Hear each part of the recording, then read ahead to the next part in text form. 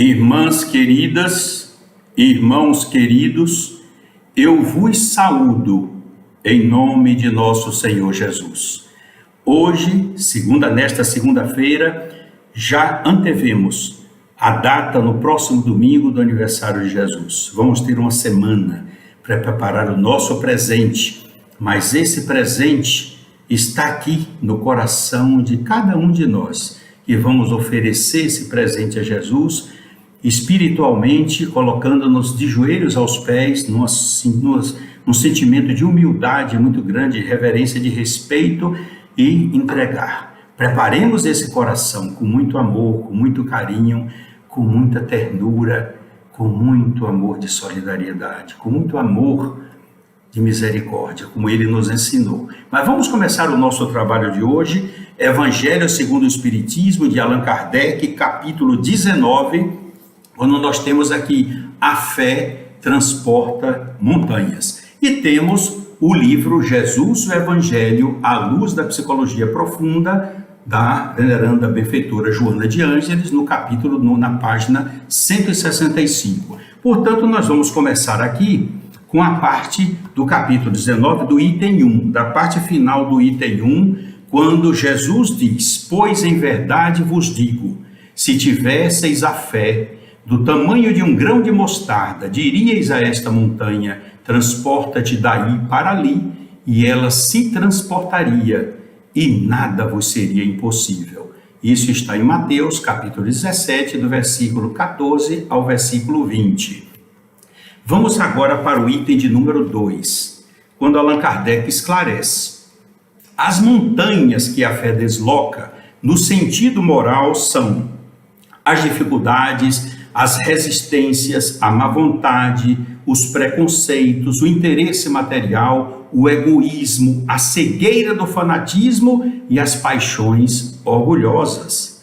No capítulo de número 3, esse capítulo é muito rico, quando ele esclarece: noutra acepção, entende-se como fé a confiança que se tem na realização de uma determinada coisa, a certeza de atingir um fim especificado, escolhido. A fé sincera e verdadeira, diz Allan Kardec, é sempre calma, faculta a paciência que sabe esperar, porque tendo seu ponto de apoio na inteligência e na compreensão das coisas, tem a certeza de que vai chegar ao objetivo visado. Nesse capítulo 19, no item 5, ele tem uma outra informação. Essa parte eu adoro, sempre falei, sempre falo para todos, como aqui mesmo eu já registrei e já li. A fé é o remédio do sofrimento e a caridade é o remédio da salvação. Então, no sofrimento, vamos usar a fé, atrair o fluido cósmico universal, favorecendo a recuperação das nossas moléculas, vamos dizer assim, se desenvolvendo de uma forma desordenada, alguma dor, alguma coisa, mas nós temos essa faculdade. Vejamos o que ele diz aqui: o poder da fé se demonstra de modo direto e especial na ação magnética. Por seu intermédio, o homem atua sobre o fluido, agente universal, modifica as suas qualidades e lhe dá uma impulsão, por assim dizer, irresistível. Viram que coisa maravilhosa?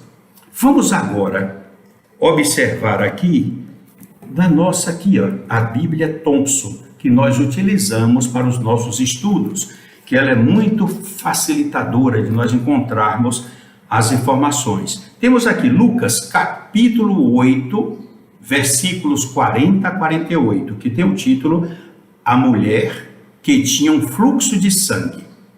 Quando Jesus voltou, a multidão o recebeu, pois todos o estavam esperando, quando ele voltou para Cafarnaum.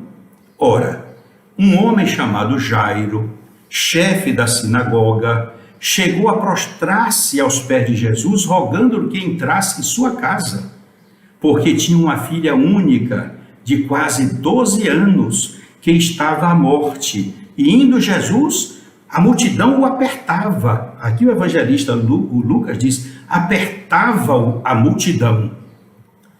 Certa mulher, que tinha um fluxo de sangue havia 12 anos e gastara com os médicos todos os seus haveres, e por nenhum médico pudera ser curada, chegando por trás de Jesus, tocou na orla, na beira de suas vestes, e logo se lhe estancou o fluxo de sangue. Disse Jesus: quem me tocou? E negando todos, disse Pedro e os que estavam com Jesus: Mestre, a multidão te aperta e te comprime, e dizes: quem me tocou? Disse Jesus: alguém me tocou. Eu senti que saiu de mim um grande poder. Reparem que quando foi escrito 2021 não se falava em fluido. Então, essa força magnética, então, senti que saiu de mim, se fosse hoje, ele diria: senti que saiu de mim um grande poder de fluidos. Mas ele disse apenas: senti que de mim saiu poder, energia, fluido.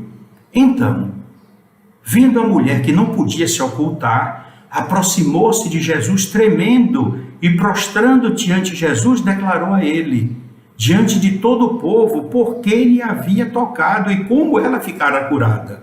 Então Jesus lhe disse: tem bom ânimo, filha, a tua fé te salvou, vai-te em paz. Que coisa maravilhosa. Aí nós vamos verificar agora, mas vamos estudar agora a questão dessa fé. A veneranda benfeitora Joana de Ângeles, no livro Desperte e Seja Feliz, no capítulo 9, ela diz aqui: quando se quer é diferente, igual a quando se crê, se acredita, pois que então se está disposto à luta e à renovação, ao trabalho de edificação e de liberdade. Aí é que está, vocês estão vendo o procedimento daquela mulher. Daqui a pouco nós vamos trazer as informações que a veneranda professora Amélia Rodrigues nos traz do plano espiritual para vocês entenderem toda a vida, comportamento daquela mulher, quanto ela foi sofrida, coitada. Mas vamos usar aqui o auxílio, pedir, implorar o auxílio, olha, do nosso querido codificador Allan Kardec, no livro, olhem bem, A Gênese, um dos livros da codificação espírita, no capítulo 15, item 11, quando ele escreveu: é de notar-se que o efeito não foi provocado por nenhum ato da vontade de Jesus, o efeito daquela mulher ficar curada. É de notar-se que o efeito não foi provocado por nenhum ato da vontade de Jesus. Não houve magnetização nem imposição das mãos. Bastou a irradiação fluídica normal para realizar aquela cura. Mas aí ele faz uma pergunta: mas por que essa irradiação se dirigiu apenas para aquela mulher e não para as outras pessoas que estavam junto dela, uma vez que Jesus não pensava nela e tinha a cercá-lo a multidão? E ele responde: é bem simples a razão.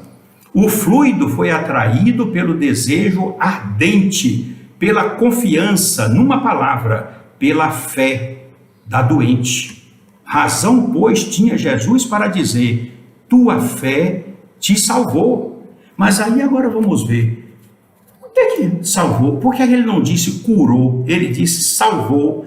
O que é que nós vamos entender como salvação? Aí é que nós vamos procurar também novamente o auxílio da veneranda benfeitora Joana de Ângeles, nesse livro aqui de 2009, Em Busca da Verdade, quando ela escreve aqui: entenda-se salvação como libertação da ignorância. Libertação da ignorância, libertação do mal que existe no íntimo de cada pessoa, ausência da crueldade, ausência do mal. Em Busca da Verdade, na página 11. Aí vocês vejam, e como é que aconteceu? E pode acontecer com ela? Claro que aconteceu. Vocês vão ver daqui a pouco a narração da professora Amélia Rodrigues. Ela sofria muito, desprezada pelos parentes, desprezada pela comunidade, e ela não tinha raiva de ninguém. Ela compreendia que o problema era dela, ela perdoava, ela ficava na sua solidão, sofrendo, marginalizada. E ela não mudava o seu pensamento para se revoltar com aquilo. Era condenada como se Deus tivesse ela. Diziam que Deus a que marcou pelo sofrimento, pelaquela doença. ela não tinha nenhum ressentimento, porque ela sabia que não era aquilo que falavam de Deus. Ela continuava amando e respeitando Deus. Por isso que Jesus falou: vai, filha, a tua fé te salvou.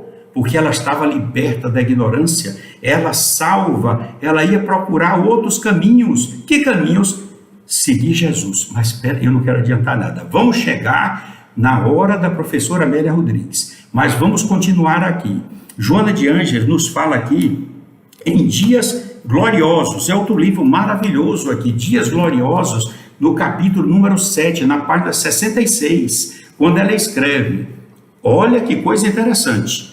Todavia, se não houver uma profunda alteração de comportamento interior, dessas pessoas que ficam curadas, se não houver uma profunda alteração de comportamento interior, desejo sincero de sarar, cultivo íntimo de bem-estar, propósitos edificantes, renovação dos hábitos mentais, certamente a enfermidade reaparecerá ou se apresentará sob novo diagnóstico. O que não aconteceu com aquela mulher, porque ela tinha desejo de sarar, ela cultivava o íntimo bem-estar, tinha propósitos edificantes quando conheceu Jesus, renovou seus hábitos mentais, tudo isso lhe favoreceu ela ser elogiada por Jesus para dizer que a fé que ela tinha a salvou. Isso é que é. Mas nós vamos agora trazer para vocês esse estudo das leis judaicas aqui. Olha, a lei de Moisés, a Torá, como fonte de direito. É uma advogada que, essa aqui é uma dissertação, se converteu a dissertação de mestrado dela para a PUC, Pontifícia Universidade Católica, lá de São Paulo. Ela escreveu, defendeu a sua dissertação com uma banca de doutores em filosofia do direito, e ela foi brilhantemente aplaudida e sugeriram que convertesse no livro, e ela fez isso. Então nós vamos tirar daqui no que toca ao caso dessa mulher. Levítico, capítulo 15, versículo 25, está lá escrito: quando uma mulher tiver fluxo sanguíneo por muitos dias fora do tempo da sua menstruação, ou quando o fluxo se prolongar além do costume, ficará imunda enquanto durar o fluxo. Ela era considerada imunda. Vejamos agora aqui, Levítico capítulo 15, versículos 19 e 20. Qualquer que tocar essa mulher será imundo. Tudo aquilo sobre o que ela se deitar e tudo aquilo sobre o que ela se assentar serão imundos, e quem tocar nos objetos que ela usou ficará imundo também. Era a situação dela. Agora nós podemos já começar a sentir o sofrimento que essa mulher passou? Podemos sim. Vamos agora nos socorrer da veneranda professora Amélia Rodrigues. Está aqui, olha, Amélia Rodrigues, Primícia do Reino, capítulo A Mulher Hemorroísa, com a dedicação aqui do nosso querido irmão Divaldo Franco aqui, em 24 de outubro de 1977, ao abençoado irmão Ari Teixeira. Foi quando nós frequentávamos muito a mansão, que havia lá uma senhora que era minha madrinha, minha mãe considerava ela comadre, madrinha, e ela tinha uma afeição muito grande por mim, então eu acompanhei até quando ela desencarnou lá na mansão, e Divaldo sabia que eu ia visitá-la com frequência, e por isso nós tivemos essa aproximação com ele. Vejam aqui, Amélia Rodrigues, Primícias do Reino, capítulo A Mulher Hemorroísa, está aqui marcado, vamos ver. O fluxo sanguíneo, agora vocês vão ver a história real, que a professora Amélia retirou dos arquivos espirituais. O fluxo sanguíneo não a deixava há 12 anos. Todos a conheciam e as marcas da sua miséria orgânica denunciavam o seu mal. Vencida pela anemia, 12 anos, o fluxo sanguíneo, vencida pela anemia, descarnada, sem carnes, sentia o constrangimento que lhe impunha a doença. Aquela mulher gastou tudo que tinha com médicos, nenhum tratamento resolveu o seu problema. Era desesperadora a sua situação. Ela vivia em terrível solidão, porque todos se afastaram dela. Ela vivia na terrível solidão, tendo como companhia a vergonha que ela sentia dela mesma. Não tinha paz e era refém da agonia. Vocês imaginaram agora o problema que essa mulher sentia? Então um dia ela abandonou Cesareia de Filipe, desiludida, marcada pelo estigma humilhante e sem mais esperança. Após ter gasto tudo que possuía, ela foi para Cafarnaum na esperança de encontrar Jesus. Aí vocês perguntam, mas então qual é a distância? Vocês vão ver. De Cesareia de Filipe passa primeiro em Betsaida, 40 quilômetros de Betsaida para Cafarnaum, nas margens do lago de Genezaré, mais 4 quilômetros, ou seja, ela andou no deserto com anemia, descarnada, 44 quilômetros, em pleno sol, dormindo ao relento, onde o frio é muito grande no deserto. Tudo isso ela passou, porque havia dentro dela aquela esperança de que se ela tocasse na roupa de Jesus, ela ia ficar curada. E por que na ponta da roupa? Porque é fácil supor, se ela tudo que tocasse ficava imundo, se ela tocar na roupa, pelo menos Jesus, com o poder que tinha, limparia a roupa. Mas ela não queria tocar em Jesus, com receio de que ele se tornasse impuro, que assim é que dizia a lei. Era uma lei, mas era uma lei machista, fazendo a mulher desonrada. Era um absurdo aquilo ali. É revoltante quando nós lemos essa parte, quanto a mulher era prejudicada e quanto Jesus elevou e engrandeceu a mulher. Isso é que é maravilhoso, porque a Joana Amélia Rodrigues fala em outro livro que as mulheres se reuniam fazendo aquilo que hoje nós conhecemos como atendimento fraterno, atendiam as pessoas e nos casos mais graves, então encaminhavam para Jesus. E Jesus abençoava esse tipo de trabalho que elas faziam, e essa mulher se integrou nesse trabalho. Então vamos continuar. Todos a consideravam ela impura e malsinada. Seu mal era um castigo, um sinal de desventura imposto por Deus, como se fosse que Deus fosse tão... Deus é amor, como disse João. Ela amava Deus e sabia que isso não era nada com Deus. Pode ser, por exemplo, claro, uma aprovação, uma expiação que só Deus mesmo sabia. Jesus conheceu. Ela se via constrangida a se esconder, ocultando a marca da sua desdita, fugindo de todos, que muitos zombavam dela, mangavam dela. Veja o sofrimento que essa mulher passava. Quando Jesus estava caminhando, que parou, porque as pessoas não deixavam ela chegar perto, ela estava fraca, andava praticamente se arrastando de 4 pés, feito que engateando. As pessoas são egoístas, como no tempo de Jesus, cada um queria ficar mais perto dele para ser curado. Mas foi nesse momento que Jairo se chegou e parou, prostrou-se aos pés de Jesus, ele teve de parar. E falou com ele, Jesus, não vai, eu vou, eu vou ver tua filha. Foi nesse momento, aí que a professora Amélia disse, aquela hora, no entanto, se ela perdesse, perderia o precioso minuto, o momento mais importante da vida dela. Num turbilhão mental, aproximou-se emocionada, tremendo e com muito medo. Reparem tudo isso, coitada nela. Vencendo então a agonia que a assaltava, com a visão turbada, num movimento irresistível, ela puxou a fímbria dos vestidos, quer dizer, a beira dos vestidos de Jesus e, ventura, o sangue se estancou imediatamente, as hemorroidas deixaram de doer e sumiram. Toda ela experimentou uma estranha, uma inusitada sensação. Ainda não recuperara o equilíbrio e ouviu Jesus indagar, quem tocou nos meus vestidos? O nome que ela colocou aqui, a professora Amélia. Jesus, quem tocou nos meus vestidos? Jesus olhou em derredor como estivesse procurando-a. Nesse momento, a mulher atirou-se-lhe nos pés de Jesus e bradou, fui eu, Senhor, que era desgraçada. Eu sabia que tocando as tuas vestes poderia recuperar a minha saúde. Como aconteceu, Senhor? e ela abaixou-se. Jesus tocou nela com um carinho imenso.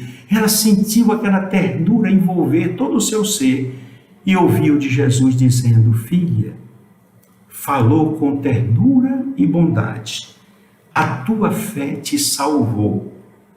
Vai em paz e ser curada desse teu mal.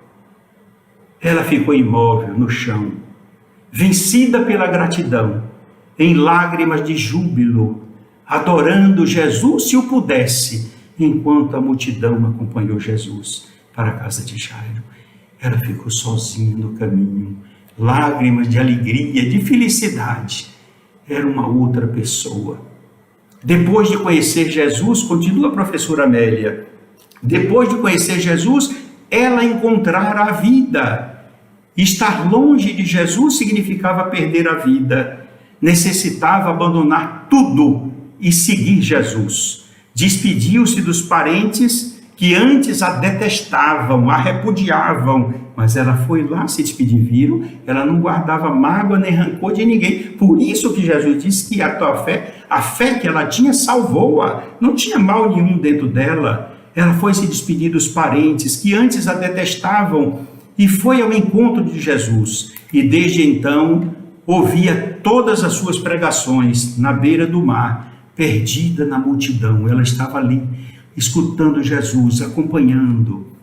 Vamos passar agora as páginas da história para encontrar agora Jesus, após aquele estúpido, irracional e perverso julgamento, condenando na cruz, após ele ser apanhado de chicote, batido na face, estava já subindo o monte para o Calvário, com a cruz nas costas, tropeçando várias vezes pelo peso, pelo cansaço, a noite mal dormida, de sofrimento, de pancada, de bofetada nas costas, com uma coroa de espinhos colocada com força na cabeça dele, coroa de espinhos tirada das rosas, como diz a professora Amélia Rodrigues, plantadas do lado de fora dos muros de Jerusalém, sobre as quais jogavam os detritos, porque não tinha esgoto naquela época, jogavam os detritos lá, portanto, eram infectados, infectos, esses espinhos, e fizeram aquela rodilha, uma coroa, empurraram na cabeça dele, os espinhos furaram a carne dele,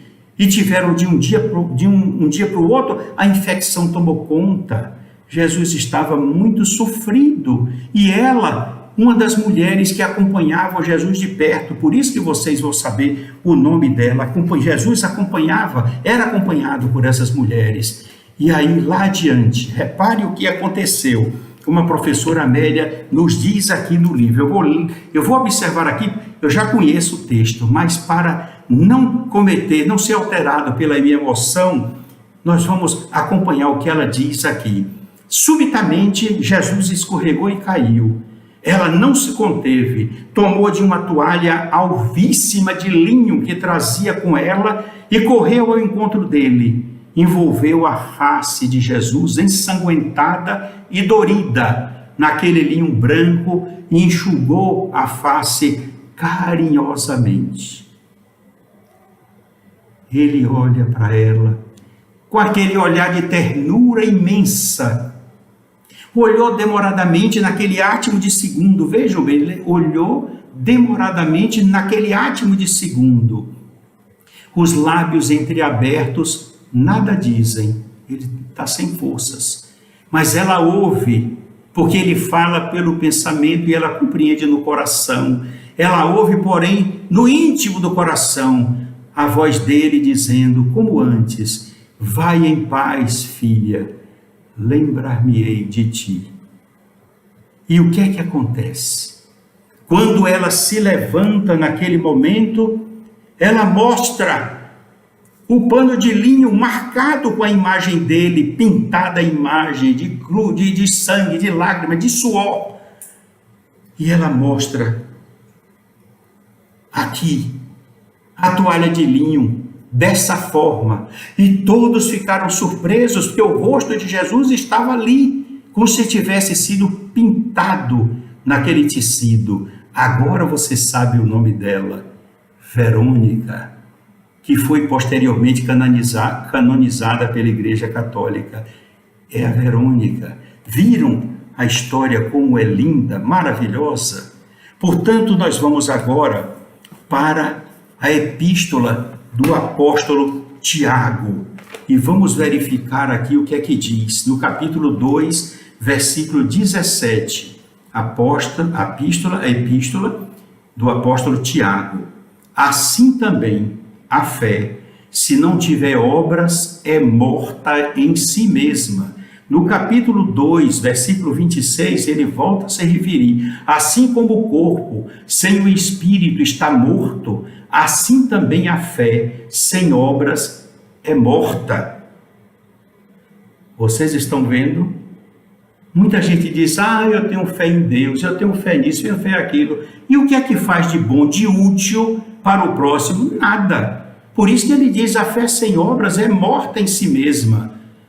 Assim como o corpo sem o espírito está morto, também a fé sem obras é morta. E a veneranda benfeitora Joana de Ângeles, no livro Desperte e Seja Feliz, no capítulo de número 10, está que eu canso de ver aqui, para me alertar e me orientar: a fé é a alma da caridade.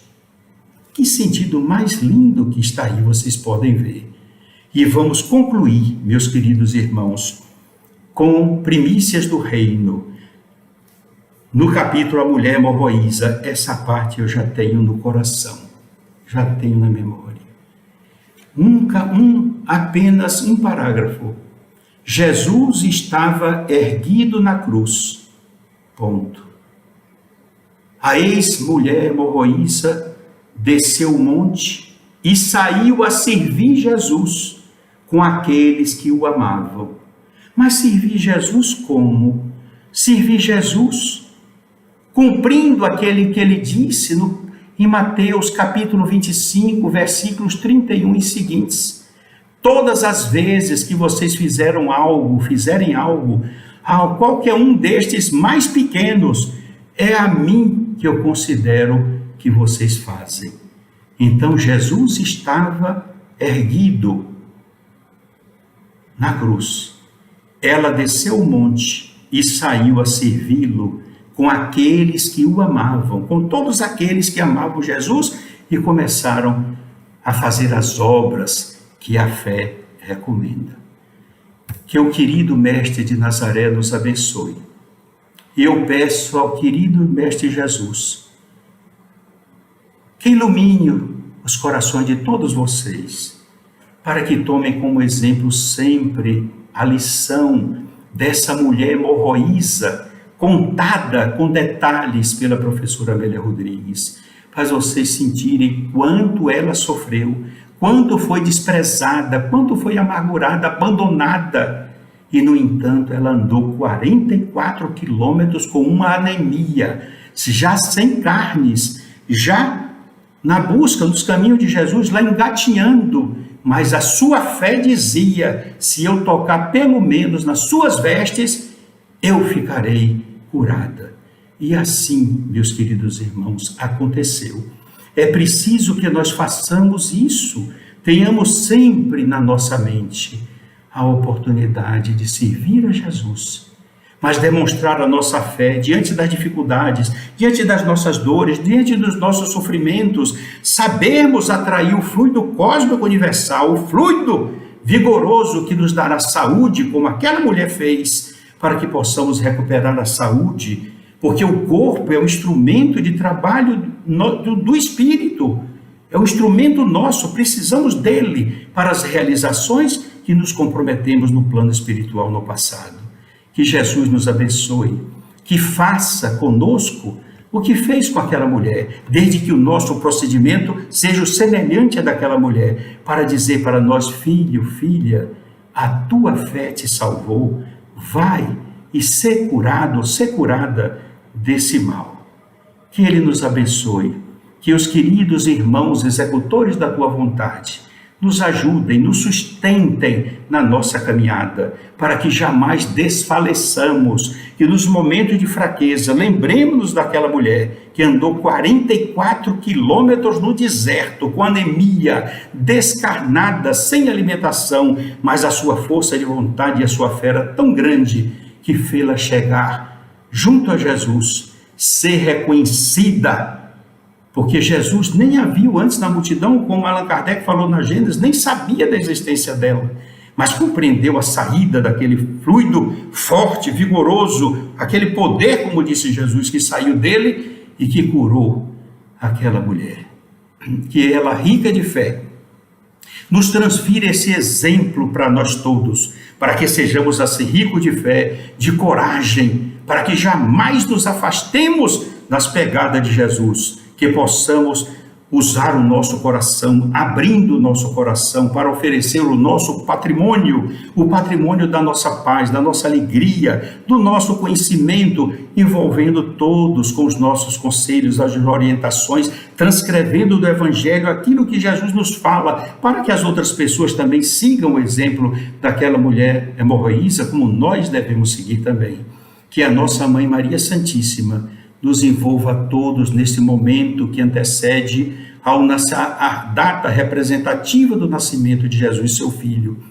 Que ela nos envolva com seu manto de paz, de alegria, e prepare o nosso coração para que no próximo domingo, dia 25, em que o mundo cristão comemora o nascimento do nosso Mestre Jesus, o nosso modelo e guia de todos nós, que possamos oferecer o que tiver de melhor em nossos corações, rogando a Ele que nos abençoe, abençoe as nossas famílias, abençoe todas as religiões do mundo, cristãs e não cristãs, para que sejamos todos unidos no ideal de servir, de amar, de perdoar, para que possamos alcançar o reino dos céus, que é facultado a todos nós. Sintam o meu abraço paternal e carinhoso, e continuemos juntos, unidos, andando nas pegadas luminosas de Jesus. Não importa se estejamos de noite ou de dia, elas estarão brilhando sempre para aquele que quer seguir os seus ensinamentos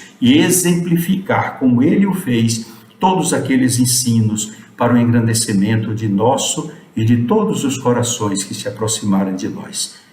Graças a ti, Jesus amado.